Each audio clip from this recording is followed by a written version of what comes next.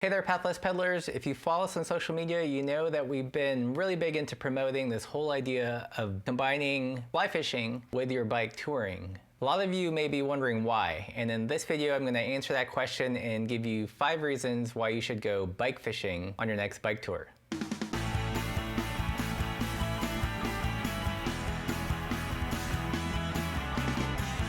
So welcome back if you're a subscriber, and if you're new to the channel, if you're into bicycling, bike touring, camera gear, and fly fishing, then this channel's for you, and consider subscribing. So the last couple of years, Laura and I have really incorporated fly fishing into our bike touring and have come up with a hashtag called Bikefishing. And for a lot of you, I know this seemed kind of like a curveball, like why are they fishing all the time all of a sudden? This video, I'm going to finally answer that question and give you 5 reasons why we love to do it and why you guys might want to try it as well. Reason number 1 is that there's few things that's more relaxing than standing in the middle of a river on a hot day after a long day in the saddle. Doing a little fishing after a ride during a bike tour is a great way to unwind, to relax, and just to appreciate the environment. It's kind of an active form of relaxation and meditation that's a little bit more interesting than just sitting around and playing cards or checking email on your phone. Reason number 2 is when you get into fly fishing or fishing in general, you just become more attuned with your surroundings. You realize when birds are flying, skittering across the river, that means that there's bugs, and when there's bugs, there's probably fish feeding. We never just look at a river as a beautiful place to camp anymore. We kind of really study it and try to understand its flows and where fish would hide,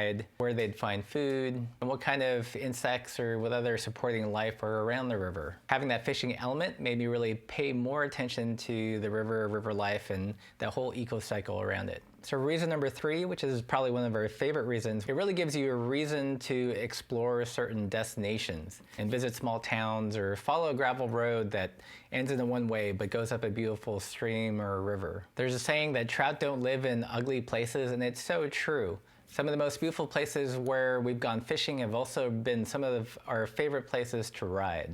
Because a lot of trout live in beautiful mountain streams, they're almost guaranteed beautiful views, a great camping experience, and a great riding experience. We've actually started to pick our bike touring destinations now, kind of based on if there's fishing opportunities there. That's one reason we chose New Zealand, and that's why this summer we did a big rambling route around Montana and Idaho. Another reason, and this was actually kind of an unexpected one, is that it's a great way to break down barriers with locals. Because if there's one thing that a fisherman loves more than catching fish, it's talking about fishing. And we've had so many opportunities like that. I remember a homestay that we did out in eastern Texas, and the guy we were staying with had no real interest in bikes, but he was an avid bass fisherman.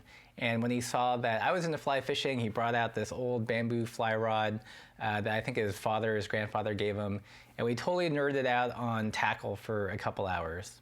So in that instant, it was a great way to kind of break down some of the barriers and find a common ground with different people that we encounter when we travel. Another cool thing I love about fly fishing when we travel is that you really key into kind of regional nuances. Like in some river systems, a certain color works better than others, or a certain way to present a fly works better than others. What I started to realize was there's really kind of like a richness and a kind of varied experience of fishing all around the country and all around the world. So it's just another cool way to kind of understand the place, understand a destination or a regional culture. And lastly, it's just plain fun. For me, it's kind of almost like a primal video game. 90% of the fish are in 10% of the water, and it's our job as an angler to try to find those fish. But they're not randomly distributed. There's kind of rules and patterns and behavior, and when you learn those patterns and behavior of the fish, it's really rewarding to look at a piece of water, kind of dissect it in my head, understand where a fish would be, cast a fly out there, and then get a fish on. So it's kind of like a very primal video game. So that's it for this video. If you guys have any specific questions, leave those in the comments below. But I'm curious, do you guys fish as well? Have you combined fishing and biking? Or are we just completely crazy for even suggesting this? Let us know. Let us know about that too. If you enjoyed the video, give it a thumbs up. And if you want more kind of biking and fishing and camera content, then don't forget to subscribe. Thanks for watching.